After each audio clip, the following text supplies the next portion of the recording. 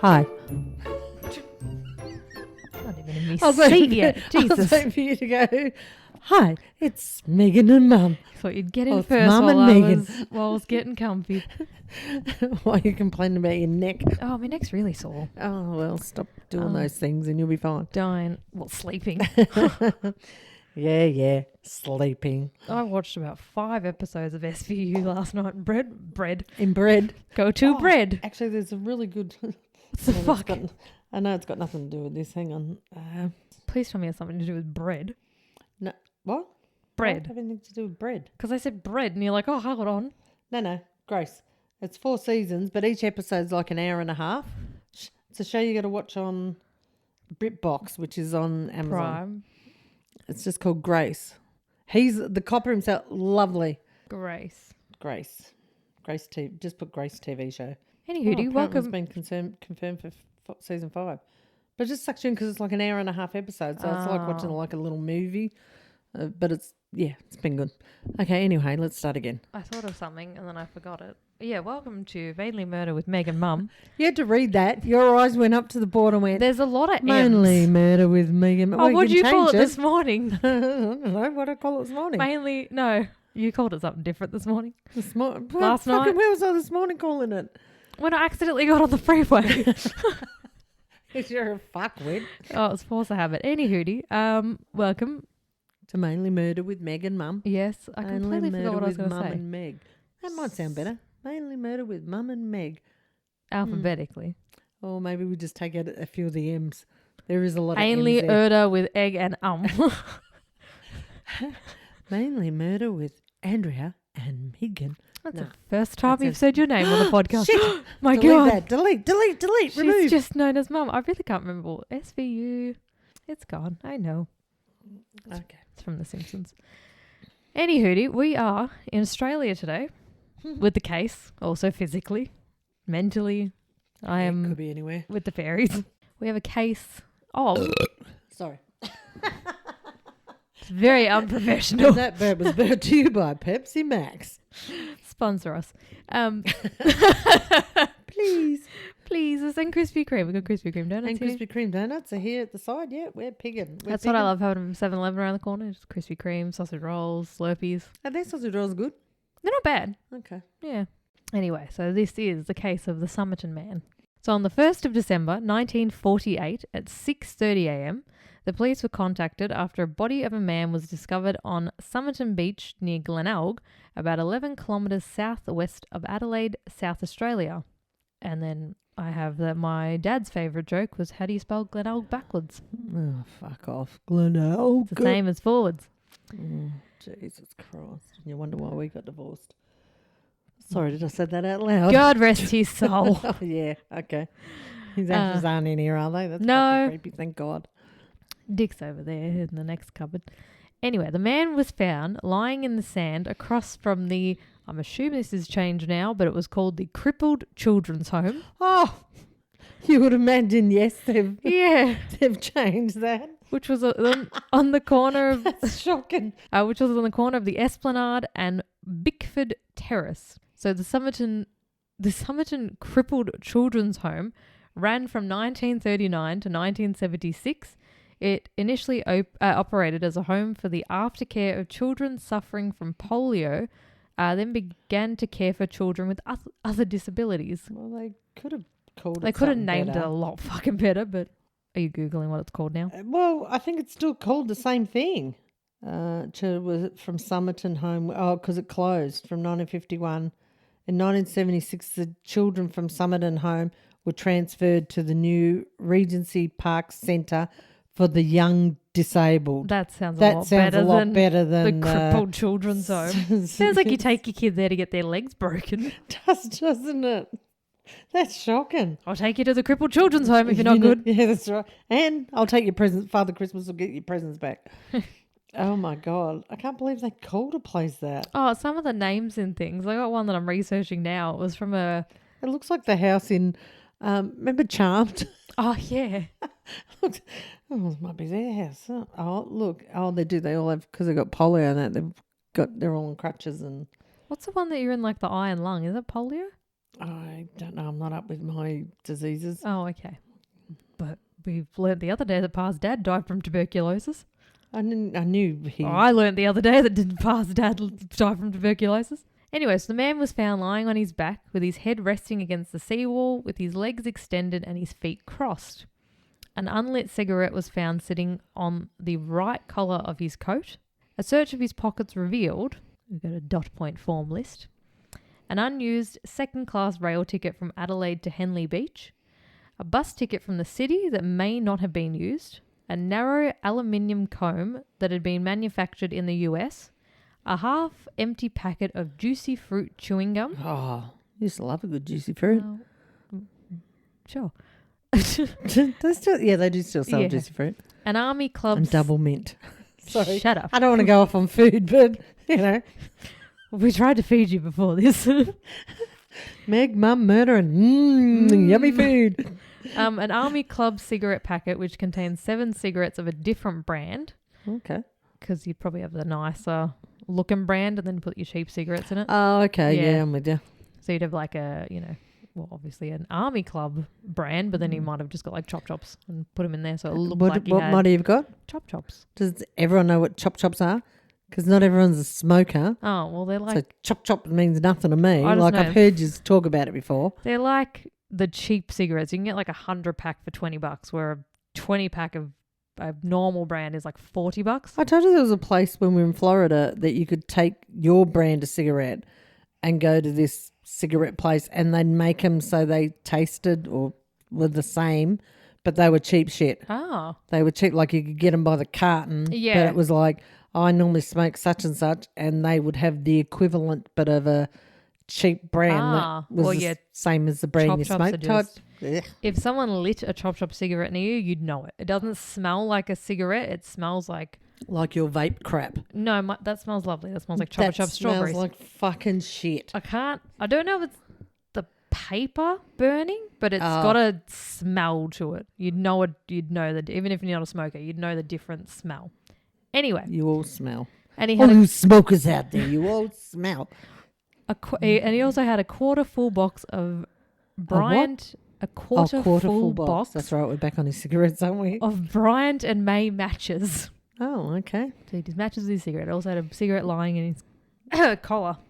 After the body was discovered, witnesses started coming forward and said that on the night before they had seen an individual resembling the dead man lying on his back in the same spot where the corpse was later found.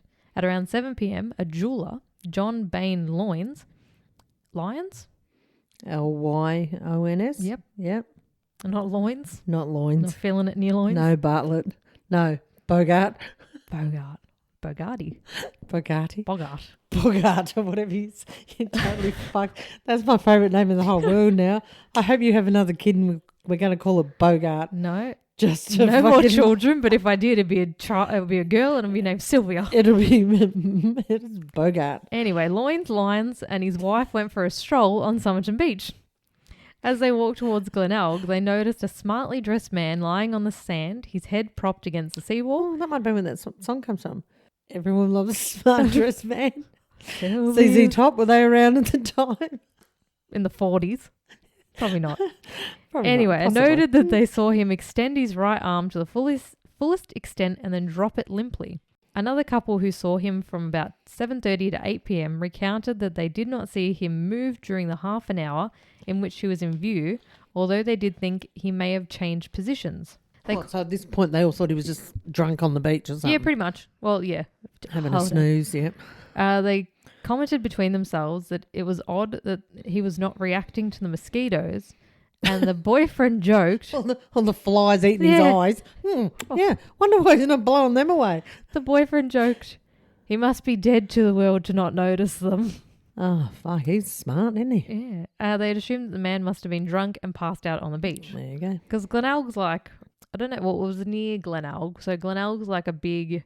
I don't know how to describe it, but I can picture it because I've been there 100 times. But you kind of... How many? 100. Probably at least 20. I've been there 100. Been there 100. No, at least 20. It's like a big circle in the middle.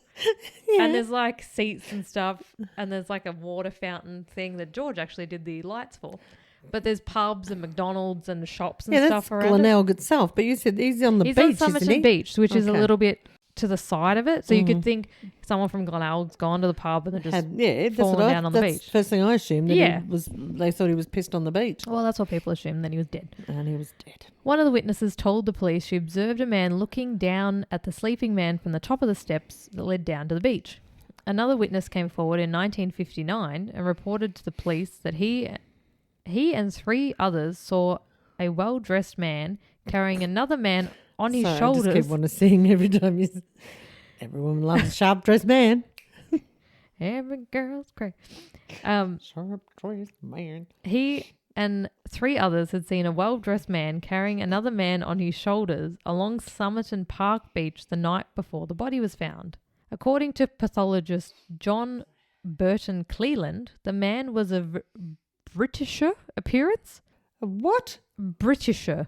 So more probably Oh, Britisher. Britisher. Quote, that's what he said. Britisher appearance. Looked like a pommy bastard, did he? And thought to be aged between 40 and 45.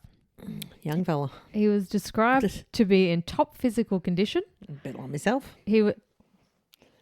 Continue. You didn't have to stop there. How fucking rude. Because this is an audio platform. No one can see us. That's why I'm talking shit.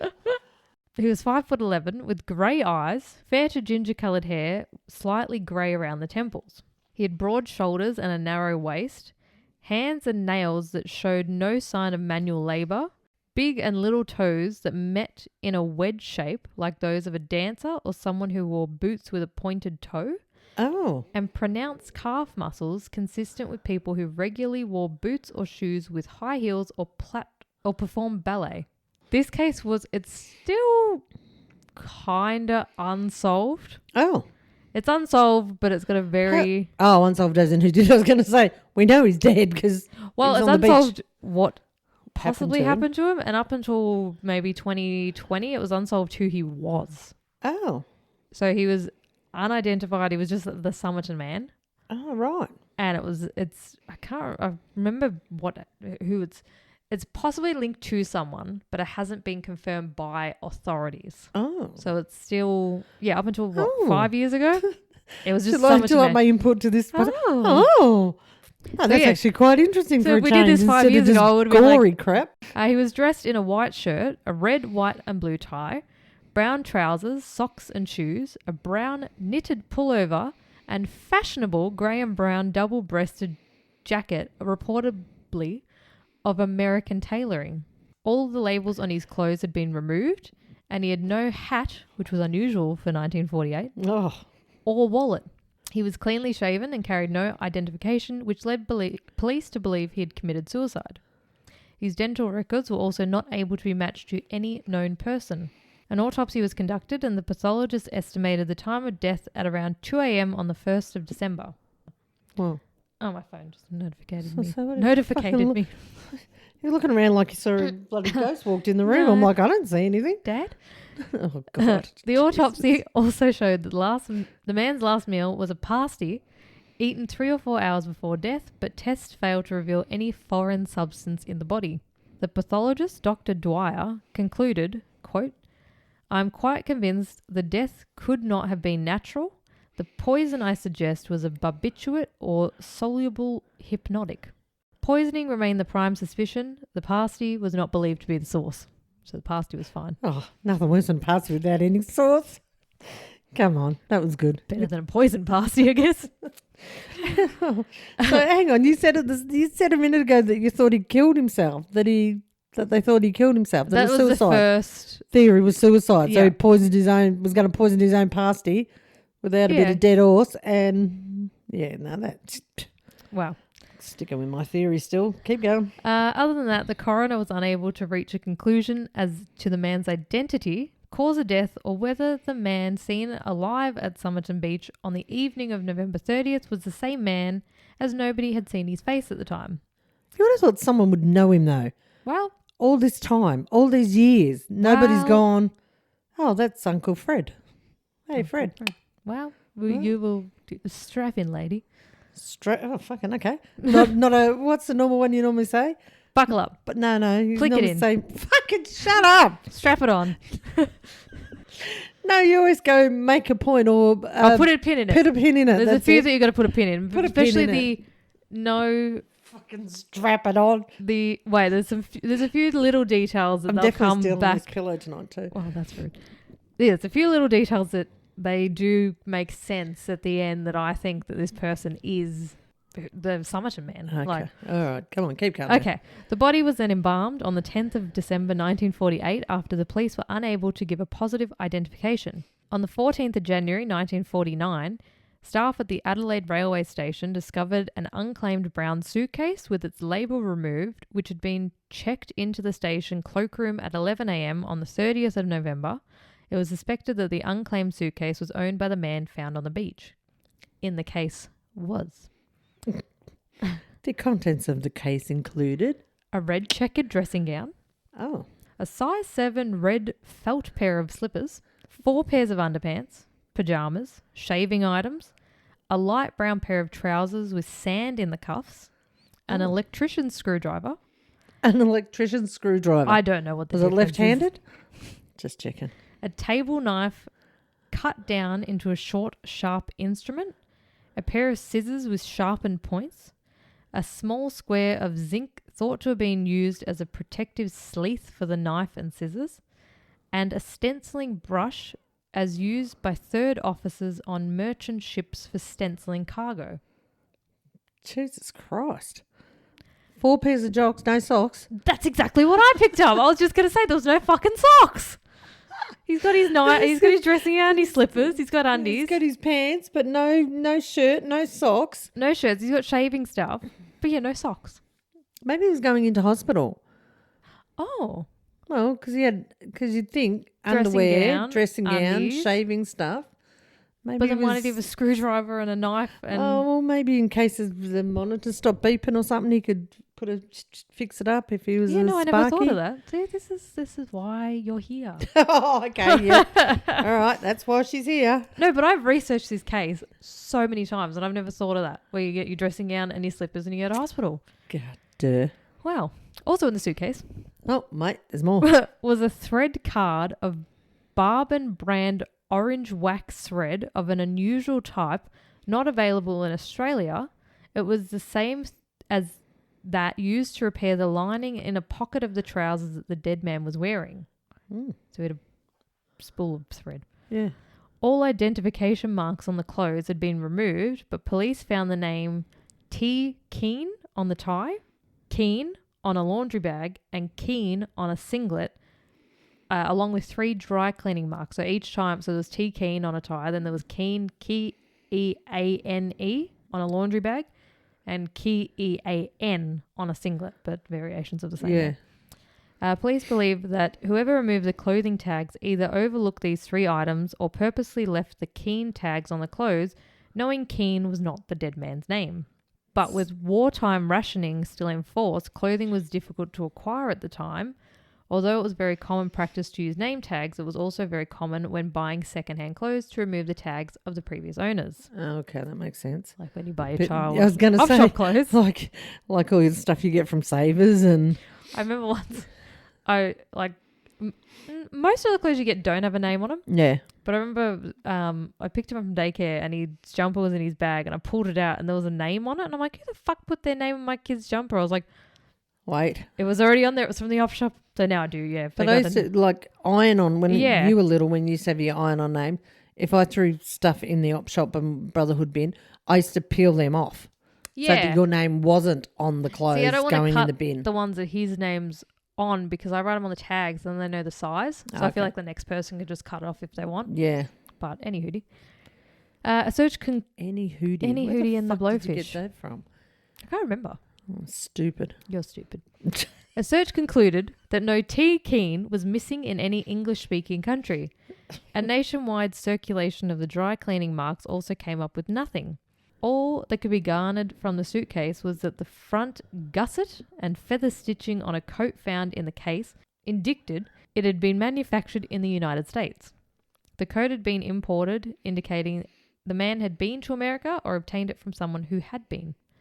Police checked incoming train records and believed that the man had arrived at the Adelaide railway station by overnight train from either Melbourne, Sydney or Port Augusta. So just any major... Anywhere, yeah. Coming from any fucking direction except Perth, obviously. Yeah, well... Didn't come across a Nullarbor, all right. Probably don't have a train from Perth to Adelaide. That'd be a long fucking trip. They speculated that he had showered and shaved at the adjacent city baths before returning to the railway station to purchase a ticket for the 10:50 a.m. tram to Henley Beach, which, for whatever reason, he did not board. He immediately checked his suitcase at the station cloakroom before leaving the station and catching a bus to Glenelg. An inquest into the man's death conducted by Coroner Thomas Erskine Cleland. Excuse me, there are trains from Perth to Adelaide. Did they have one in 1940? I don't fucking know that. It was the oldest train line. 1881 is when they started, so... Well, there you go. Well, they surmised that he came from Sydney or Melbourne or Port Augusta. Well, they forgot Perth. Could have come from Perth. Maybe, I don't know. That's not really a big part of this. Well, Perth is not involved, I don't think, in any way. If you're going to say facts, bring them all in. Well, again, put a bit in the American clothing, the tea keen, and he possibly came from Melbourne or Sydney. They're all, anyway.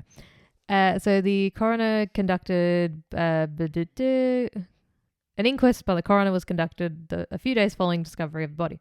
He noted that the man's shoes were remarkably clean and appeared to have been recently polished rather than in the condition expected of a man who had apparently been wandering around Glenelg all day.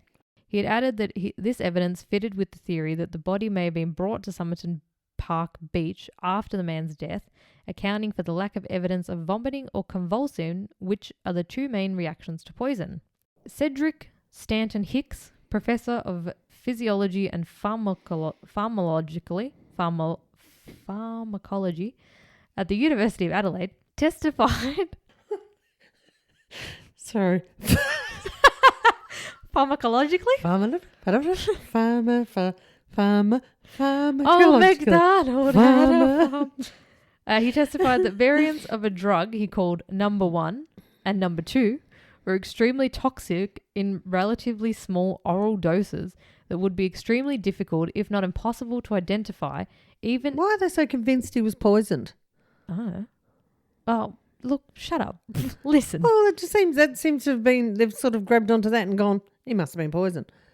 Well, probably because he didn't have any, he wasn't stabbed, he wasn't strangled, there was probably no other... Yeah, but he had no vomiting, no... Well, that's why they were mouth, maybe these are just... what happened? Jesus Christ.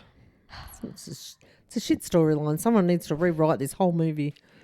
We'll just kill someone again. Yep, do it properly this time. So, we're extremely toxic in relatively small oral doses that would be extremely difficult, if not impossible, to identify, even if it had been suspected in the first instance.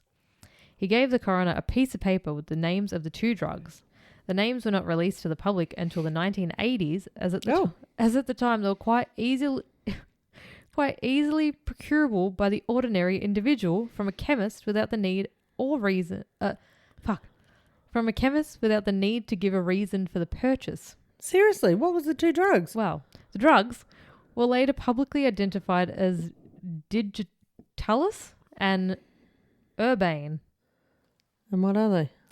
Don't tell me you didn't fucking search that beforehand. You should have known that was the question I was going to ask. Well, I should have. I thought I put it in there.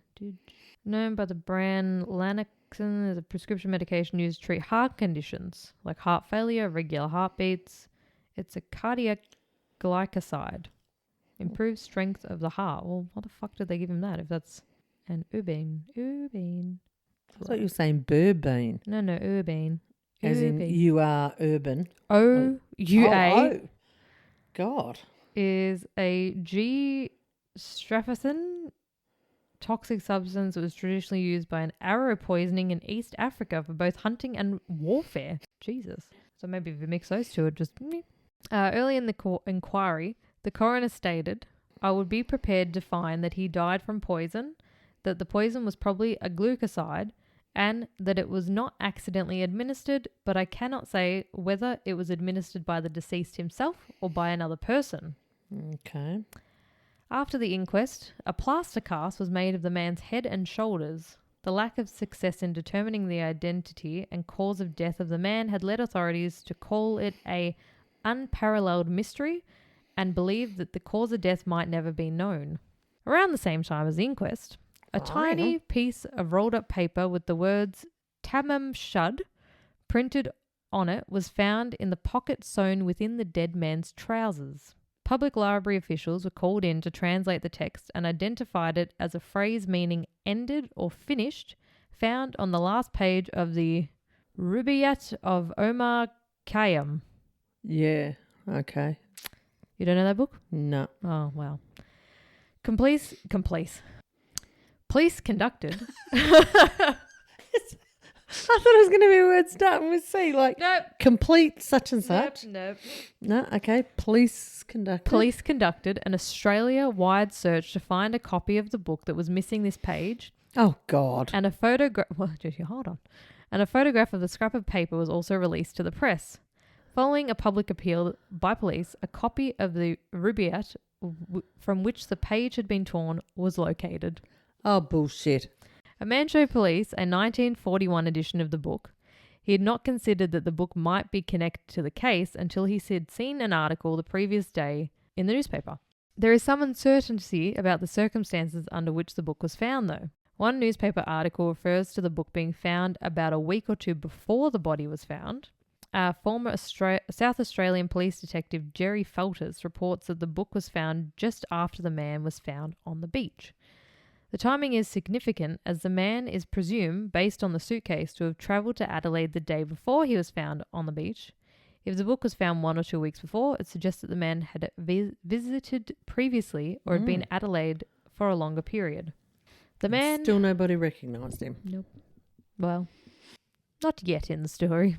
The man that had turned the book in to police said that he had gone for a drive with his brother-in-law in the car that he kept parked a few hundred yards from Somerton Beach. The brother-in-law had found a copy of the Rubaiyat lying on the floor by the rear seats. Each man had silently assumed it belonged to the other, and the book had sat in the glove compartment ever since until they saw the newspaper article about the Somerton Man. The theme of the Rubaiyat is that one should live life to the fullest and have no regrets when it ends. The poem's subject led police to theorise that the man had committed suicide by poison, although no other evidence corroborated the theory. The book found was missing the words Tamám Shud on the last page, and the microscopic tests indicated that the piece of paper was from the page torn from that book. In the back of the book were faint indentations representing 5 lines of a text in capital letters. The second line had been struck out, a fact considered significant due to its similarities to the 4th line and the possibility that it represents an error in encryption. I will post a photo of the code because I'm not going to sit here and read out. It's just random letters that possibly mean something, but no one knew why. I'm just Googling it as you're talking. Oh, the note? No, his graveside. Excuse me, no. Yeah, I'm not going to. It's literally just like WRGOB. I'm not going to read out all the letters. No, the first one looks like an M. MRGOABABD Oh, she's going to crack the fucking case. MTBIMPAKHETBMLIABOQCTTMTSAMSTGAB. Boom. Initially, the letters were thought to be words in a foreign language before it was realised it was a code. Code experts were called in at the time to decipher the lines but were unsuccessful. They concluded that the code could only be known by the person who wrote it and the way they write things down in secret, so it proves impossible to decipher. In 2004, retired detective Jerry Gerry Felters suggested in a Sunday Mail article that the final line of ITTMTSAMSTGAB could stand for the initials of "It's time to move to South Australia, Mosley Street." Not sure what the other letters are for, but Mosley Street. The connection to Mosley Street. Then if they do that, you've got like the letter M would mean, like based on that, you'd think, because letters are used in other words, so you would have thought if M meant move to, then the M in the sentence above is the word move. Yeah, but So- if it's just the way that this guy writes like notes to himself, if he's got his own little code in his head, that's why it's going to be impossible to decide. It'd be like your own shorthand, Yeah. someone else reading it. Yeah, exactly. So Mosley Street in South Australia belonged to a lady. A telephone number was also found in the back of the book belonging to a nurse named Jessica Allen Thompson. There's no P. Thompson. Okay. Who lived in Mosley Street, Glenelg, about 400 metres north of where the body was found. When she was interviewed by police, Jessica said that she did not know the dead man or why he would have had her phone number or chose to visit her suburb on the night of his death. However, she also reported that at the time, in late 1948, an unidentified man had attempted to visit her and asked a next-door neighbour about her. In his book on the case, Jerry Feltus said that when he interviewed Jessica in 2002, he found that she was either being evasive or she just did not want to talk about it. In 1949, Jessica requested the police did not keep a permanent record of her name or release her details to any third parties, as it would be embarrassing and harmful to her reputation to be linked to such a case. Jerry Feltus in 2010 claimed that he was given permission by Jessica's family to disclose her name. When she was shown the plaster cast of the dead man by D.S. Lean, Jessica said she could not identify him. According to Lean, he described her reaction upon seeing the cast as completely taken aback to the point of giving an appearance that she was about to faint. So she was pretending she didn't know it, or she... Well, it's still a question mark with that one. In an interview many years later, Paul Lawson, the technician who made the cast and was present when Jessica viewed it, noted that after looking at the bust, she immediately looked away and would not look at it again. Jessica also said that while she was working at Royal North Shore Hospital in Sydney during World War II, she had owned a copy of the Rubaiyat. Oh. In 1945, at the Clifton Gardens Hotel in Sydney, she had given it to an Australian Army lieutenant named Alf Boxall. Jessica told police that after the war ended, she had moved to Melbourne and married Prosper Thompson. Prosper. That's his first name. His first name was Prosper. Oh, that's kind of cute. It's a very old-timey name, isn't it? Yeah, Prosper. Let's go Prosper. She said that she had received a letter from Alf Boxall and had replied telling him that she was now married. Research suggests that her future husband, Prosper, was in the process of obtaining a divorce from his first wife in 1949, and he and Jessica had not married yet.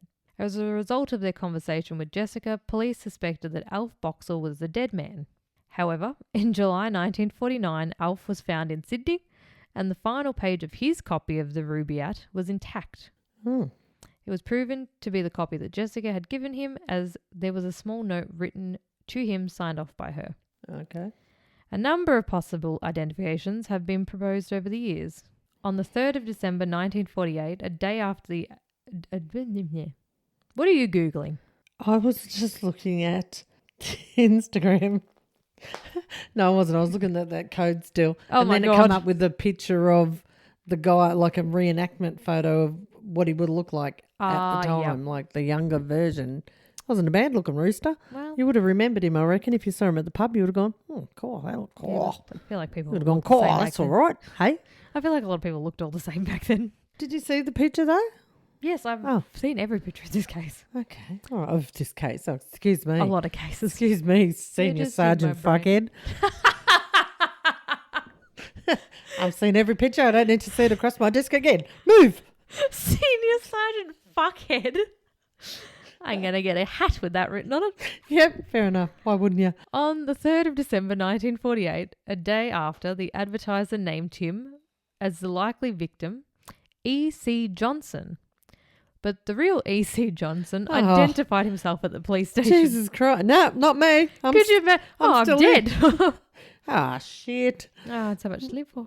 Oh, my.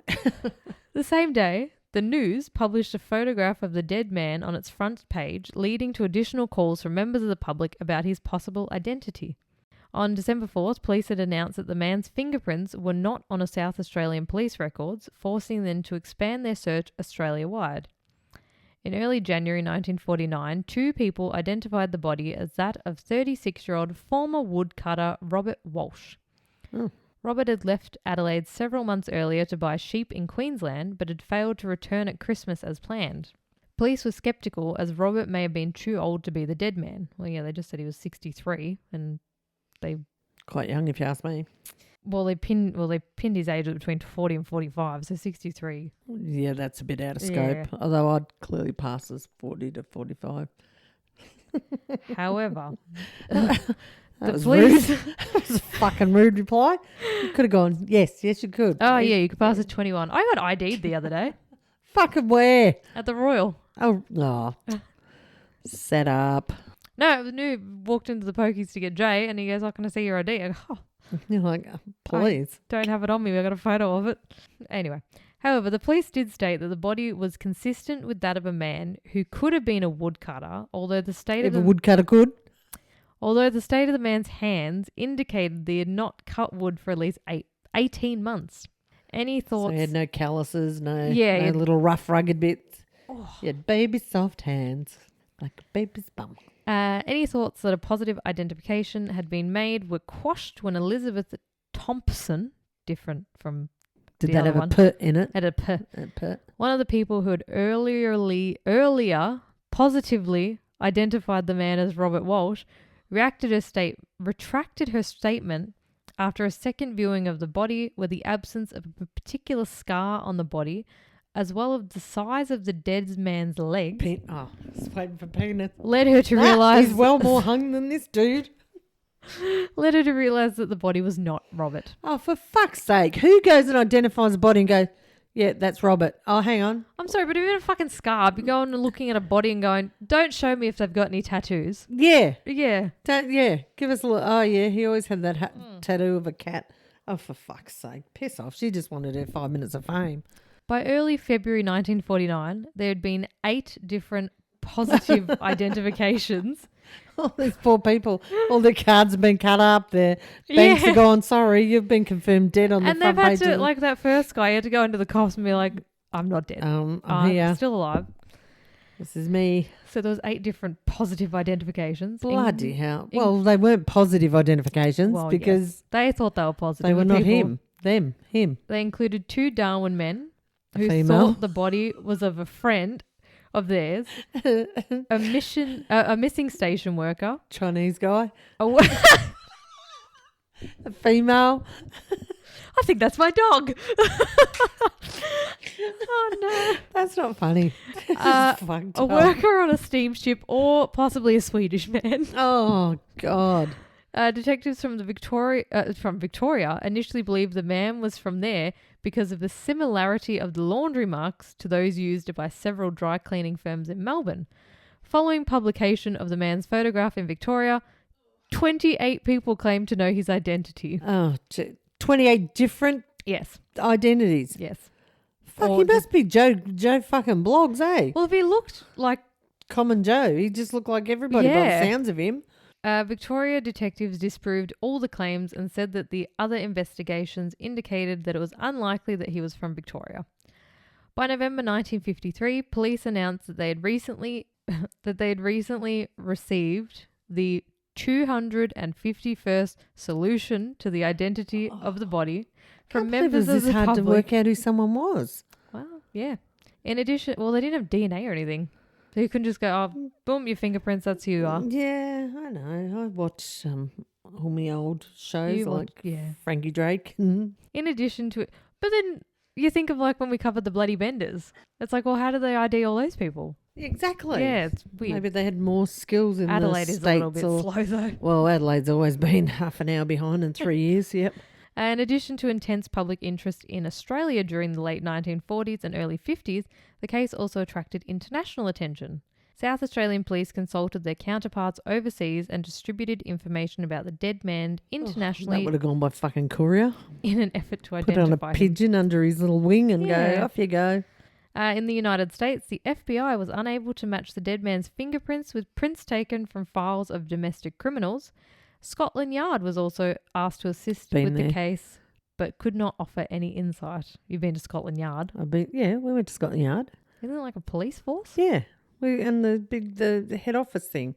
Oh. That's where I took the last picture of Josh's pen and went, Ah. pen dobbed me in when I took Josh's pen on my last trip with me.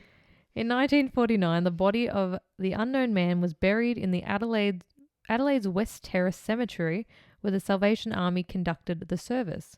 The South Australian Grandstand Bookmakers Association said paid for the service to save the man from a pauper's burial. Oh, that was nice. I wonder why they did that. Probably because it's such a big mystery. No, I suppose. And yeah. it got a lot of attention. Like, Yeah, people well, just be like, that's "Oh." right. He wasn't just bury him anywhere. No one knows Yeah. him. No one, whatever. Years after the burial, flowers began appearing on the grave. Ooh. Police questioned a woman seen leaving the cemetery, but she claimed that she knew nothing of the man. Just put random flowers on a random Well, grave? she was just leaving. I don't think she was... Okay. I don't know. The South Australian Police Historical Society holds the plaster bust, which contains strands of the man's hair.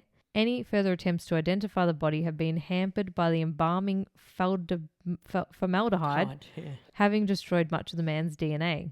Other key evidence no longer exists, such as the brown suitcase, which was destroyed in 1986. I don't understand. Why? Yeah. It's a fucking open... Fair enough if it's closed, 100%. We know who did it. But even cold cases have still got all their stuff in Yeah. it. Mate, I watch Cold Case sometimes on Netflix. No. And they go back to their little storage room. They bring out their box and all the stuff is in there. Well, this was not it. In addition, witness statements have disappeared from the police files over the years. There has been persistent speculation that the dead man was a spy. Dun, dun, dun. Due to the circumstances and historical context of his death. At least two sites relatively close to Adelaide were of interest to spies. The Radium Hill uranium mine and the Wimmera Test Range, an Anglo-Australian military research facility. That's three, isn't it? Was that second one, all that sentence That's one together. place? Okay.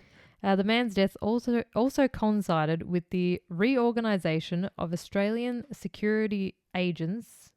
Nope.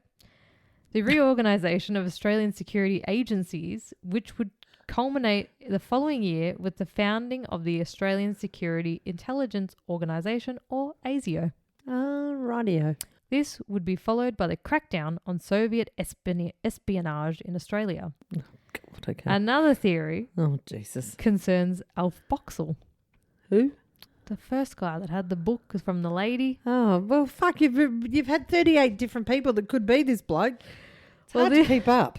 Alf Boxall. I can't even name all the people we work with, so fucking got no chance to remember this bloke's name. Alf Boxall was the war guy that Jessica, who had the book, gave him the book. Yeah. Anyway. Got it. Okay. He was reportedly involved in intelligence work during and immediately after World War II. In a 1978 television interview with Stuart Littlemore,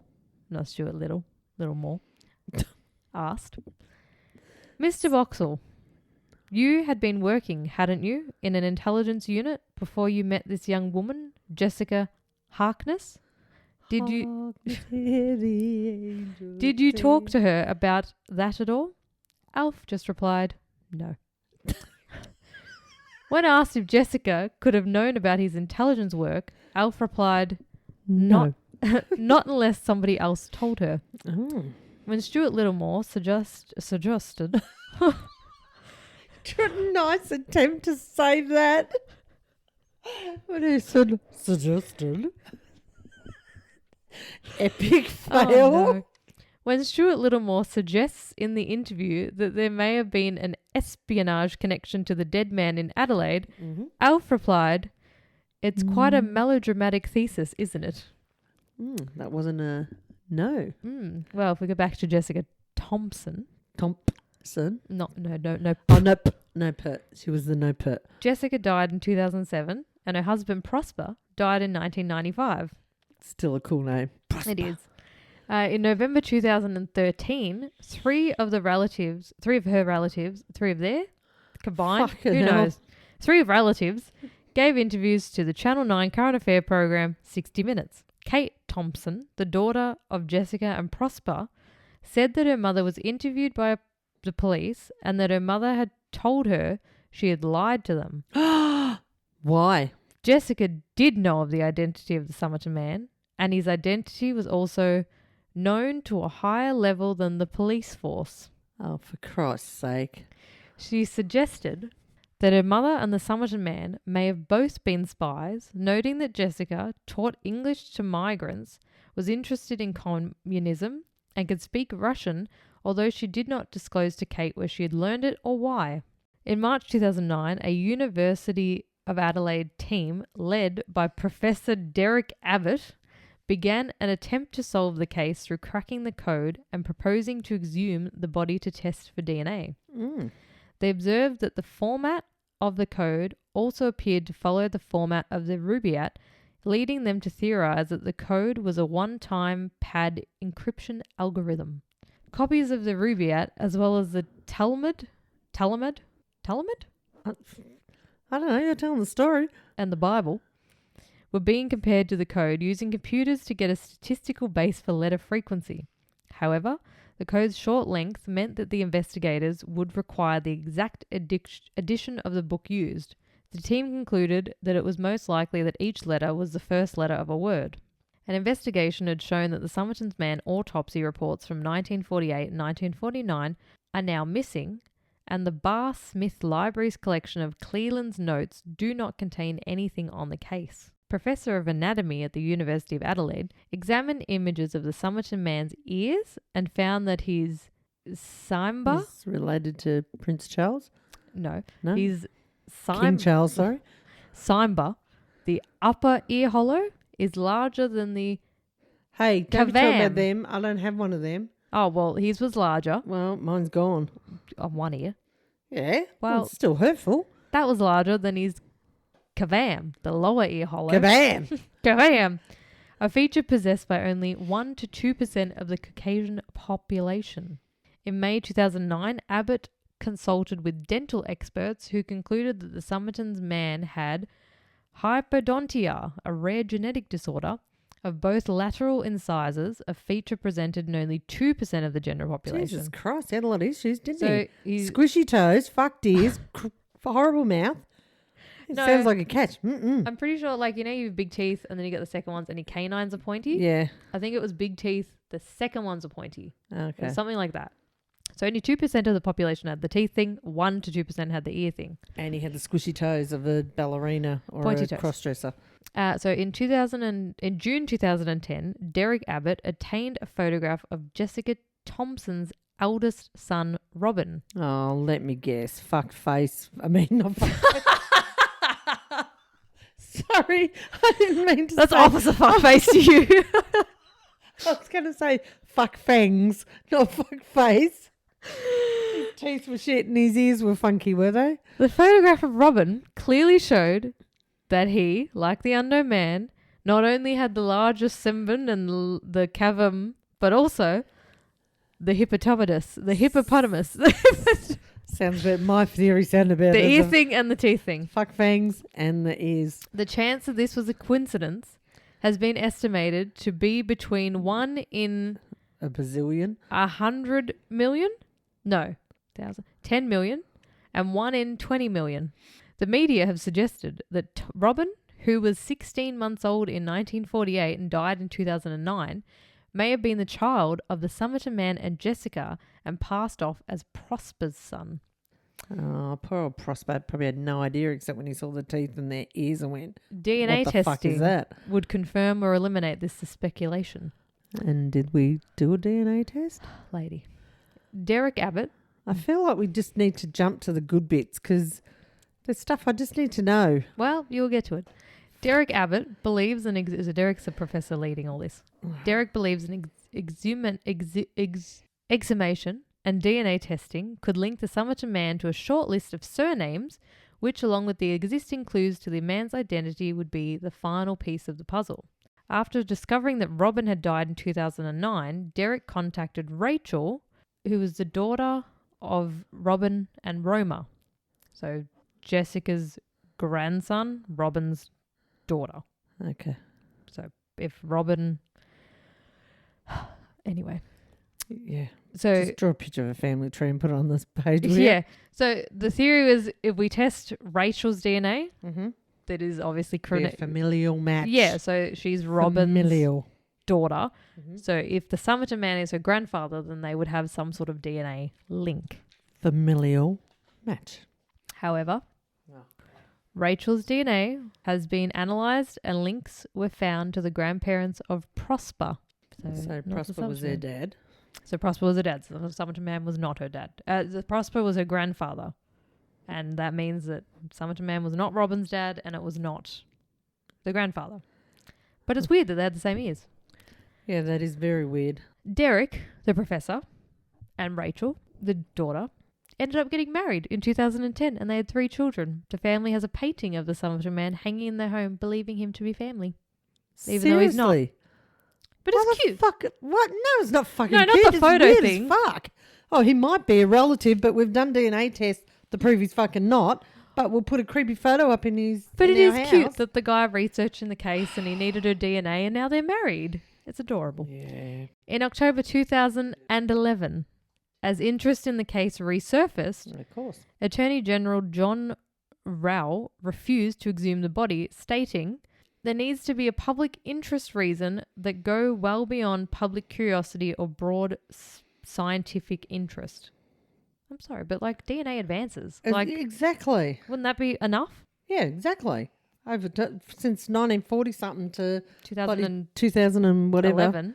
In October 2019, however, Attorney General Vicky Chapman granted approval for his body to be exhumed and to extract DNA for analysis. The exhumation was carried out on the 19th of May 2021. Police stated that the remains were in reasonable condition and were optimistic that the prospect of DNA recovery. Dr. Anne Coxon for Forensic Science South Australia said, "The technology available to us now is clearly light years ahead of the technology available when the body was discovered in the late 1940s." You would hope so. Yeah. And that the tests would use every method at our disposal to try and bring closure to the enduring mystery. While much of the DNA is degraded, the University of Adelaide team obtained a high-definition analysis of the mitochondrial DNA from the hair sample of the Somerton Man. I thought they said that was dodgy before. In the cast. They got it from his head this time. Oh, okay. They found that the Somerton Man belonged to the haplogroup H4A1A1A, possessed by only 1% of Europeans. Jesus. On the 26th of July 2022, Derek Abbott announced that he and genealogist Colin Fitzpatrick had determined that the man was Carl Charles Webb, an electrical engineer and instrument maker born on the 16th of November 1905 in Footscray, a suburb of Melbourne. Oh, thought he wasn't from Victoria. Yep. Fucked that up, didn't they? Though investigative genetic genealogy matches were found for descendants of 2 distinct cousins of Carl Webb, both on the parental and maternal side. None of Carl Webb's still living relatives in 2022 had known him in person. Initially, there were no known pre-death photographs of Carl, but further investigation uncovered his likely presence in a 1921 Swinburne University football team photograph and in a November 2022 Australian story revealed photographs of Carl from the 1920s found in a Webb family photo album. Earlier, But none of his family fucking recognised him. well, none of his family in 2022 had met him, so everyone else had possibly died.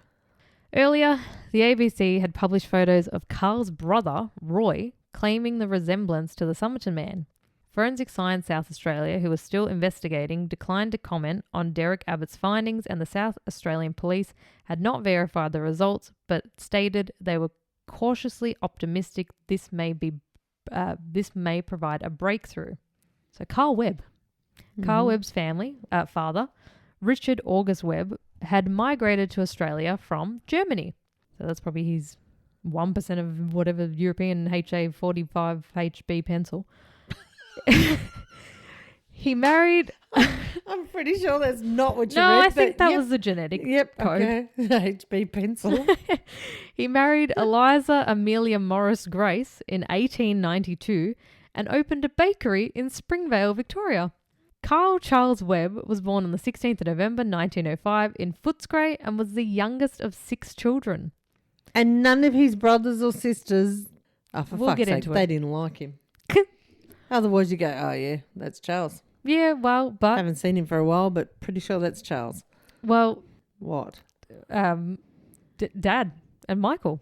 Dad and Michael. So, for context, Dad had 4 brothers. One left the family when he was 18 and they had no idea where he was. They thought he was in Queensland. Some thought he was in America. But if they put a picture up on him, they would have gone, oh, fuck, that probably. looks like Michael. But then if Dad, Dick, George didn't see it, no one, not all. Anyway. Oh, stretch. When the bakery closed down, Carl retrained as an electrical instrument maker. In 1941, he married Dorothy Robertson, a pharmacist and podiatrist, and the couple moved into a flat in South Yarra. The marriage was not a harmonious one, largely due to Carl's personality.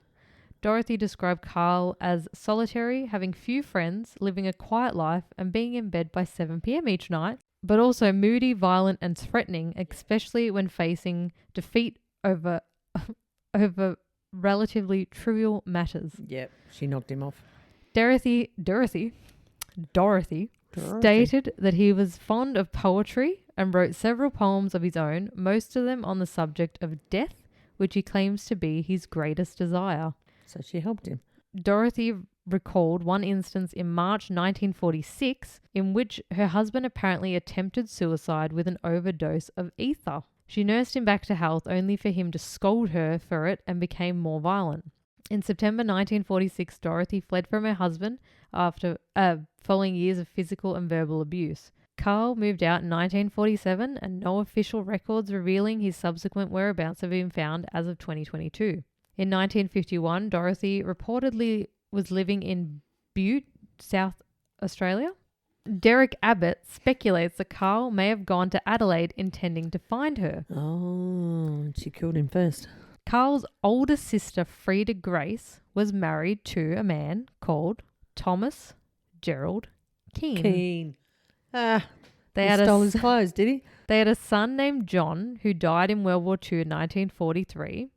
Carl's brother Roy also died in a prisoner of war camp in the same year. Oh. John's possessions, including items which imply he resided in the United States at some point, such as American coins and a map of Chicago. Frida and Carl lived a 20-minute drive away from each other. This would explain why the Somerton Man was wearing clothes of American origin with the name Keane on them. This could also they could have been handed down from him, his brother-in-law or his nephew. Derek Abbott and Colleen Fitzpatrick believe that Carl had serious mental health issues and spiraled down after losing 4 close relatives in 7 years. Look, you just get through it, okay? I was going to say, you can relate to that. Oh, I had 3 in... We had 2 in one weekend. I had 2 in 24 hours. What, 18, I don't know why 19, we're laughing. 20, 21. I had 3 in 3 years. There you go. See? Jesus Christ. And a divorce. And 2 in one weekend. Oh, my God.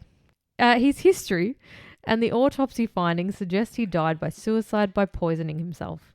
Carolyn Billsborough, a filmmaker and director of the documentary Missing Pieces about the Somerton Man, said that the news of his identity being discovered was incredibly exciting. We knew this day was going to come at some point. We had all these grandiose ideas about him being Russian, American, European. I was convinced that he was from Europe, maybe a displaced person from the Second World War who was here alone, but to find out he's Australian, from Victoria, and that he had died, and no one obviously noticed he was missing, or no one followed up with the police that he was missing. Sad. I find that particularly kind of tragic. It really is. It's if you really had that sad. many siblings that no one gave a flying fuck, that no one knew where he was, what he was doing. No one supposedly saw a picture in the paper and went, that's him. That's him. No one gave a fuck. And then these are just some little tidbits that the National Trust South Australia has a walking tour that you can do for $20 and they take you past Somerton. And the escape hunt. What? Hang on, you can pay $20 to walk to the beach. Is No, that what you just fucking they said? have a walking tour that takes you just through. Walk and go down there. See where the Just right there. just right there. That's where they found him. Where- Nobody knew him. Now he's buried. Go and have a look at the grave that says And he the lies crippled at children's Somerton home. Man. They still don't even have his fucking name on there, even though we know his name. Well, this hasn't been confirmed by police, so they've 100% yes, this is him. This is just a professor and a genealogist. So what are they waiting for? That was 22, you said. Anyway. 20. Okay. And the Escape Hunt Adelaide in Rundle Mall had an escape room called Spy on the Beach. Okay. Was the Did you do it? description. Yes, I did do it. Did you? Yeah. But The you first didn't know time- this at this time? I hadn't heard of this case. I'll read you the description of the escape room was an unknown man was discovered on Somerton Beach at dawn on the 1st of December 1948. There are whispers that the man was a Russian spy and that he had been murdered. The Russian police are due in Adelaide in 1 hour and may destroy critical evidence. Can you discover the identity of this man and what happened to him? That was in 2017. That was the second escape room I've ever done. Because when we first went over there, we did the first one, which was a murder at a winery. Yeah. And they were like, oh, fuck, that was really good. And we went across, like, Rundle Mall and had lunch. And we went, oh, fuck it, let's do a second one. And we rang him. We're like, oh, hey, we're just in there. Can we do a second one? And he's like, yeah, sure. We got the murder on the beach. Murder at the beach? Spy on the beach? And so we did that one. Then we did the third one. I don't recommend doing 3 escape rooms in one day. My brain hurt.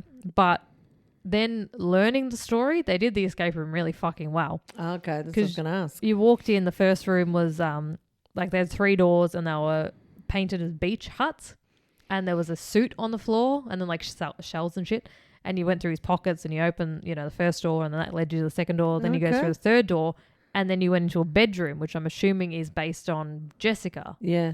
And you had to find items around the room, and then you had to put that item on the bookshelf where it had the outline. Okay. And the last item obviously set off a magnet, and then that opened and you went into like a spy bunker. Oh. And then, it was a really good room. This Escape Hunt always has really good rooms. Recommend them if you want an escape room. Yeah, I don't know where I was going with that. The Somerton Man. You said it was, you were saying it was really... It was really well done. To the story. Yeah. I'll just see if there's any... I don't think there's been any updates. They've confirmed news 3 days ago. Somerton Man charged with murder. Nope. no, he is dead. He's dead. Somerton Man charged with murder and possession of Class A drugs. That was 3 days ago. No. Rest of classy the suburb. That's Somerton. There's an unconfirmed. Just ciphering. Ciphering's when you take petrol out of a fucking car. But have they still haven't confirmed it's 100% him yet? I don't think the police have gone, yep, that's exactly who it is. But I don't know what the hold up on that is. I'm sorry, but the clothes in his suitcase, and then the brother-in-law and the nephew having the same name. Hang on, who was Rachel Egan again? The granddaughter of Prosper and Jessica. Well, it says here, was Rachel Egan related to Somerton Man? It's not just that it matched, but it actually triangulated, so it connected to a cousin on the father's side and a cousin on the mother's side. The process of DNA identification also ruled out that Abbott's wife, Rachel Egan, who he met through his research, was ruled out. I'm thinking, hang on, what triangulated? I thought they were going to say it was. Yeah, I was like, what? Did I get that wrong? But yeah, that was the Somerton Man in Adelaide. I miss Adelaide. I haven't been in 4 years. I still think we should try and work out the code. Okay, we'll let you know if we decipher it. We'll put it on the Instagram as well. So if you guys have any theories on what the code is. But I feel, I just feel it's going to be this guy's... There was things that it might have been, like horse races. Like he just had the scrap of paper and wrote it. It could be fucking nothing. And it could be something. I don't know. But I feel the theory of the first letter is the first word. Makes sense, but yeah, there's a lot of fucking words. But then that I'm time to move to Mosley Street, and then the chick was in Mosley Street and the son has the same... I don't know. It was very coincidental, I guess. But that was very interesting. Yeah, well, a few years ago I could have just left it at that, going, you don't know his identity, we don't know who he was, don't know who killed him. Yeah. That it'd been like, if you look through other true crime podcasts, like obviously years ago they covered the case. So that's right. They would have finished that unless they did an update. I think a lot of people would have done an update, well, possibly, and maybe once it's all confirmed. But yeah, just the brother-in-law and the nephew were in America. They were in the war. Their name was T. Keane, and he had that on his suitcase. And that was a bit of a throw-off, wasn't it? That's what gets me. That it's like, yeah, it is. Like, what are the coincidence of him picking up that? Say he went to an op shop and he's picked up 3 pieces of clothing with the same name on it. Yeah, exactly. Who knows? But yeah, I do. I believe it's the guy from Footscray. Footscray. Footscray. Not the Melbourne and a Footscray. Footscray. But yeah, we'll catch you next week when we are in. Where are we? We're not in Australia. Well, I am. We're in America. We're in America. We're in We're going to America. America. We're going to America. Where? Where are we going? I don't know. I just know it's not an Australian case. Okay. Yeah, so we'll catch you next week. Goodbye. Ciao, Bella. Ciao. Oh, my neck. Oh, my neck. Oh, my neck. My neck. My neck. My crack.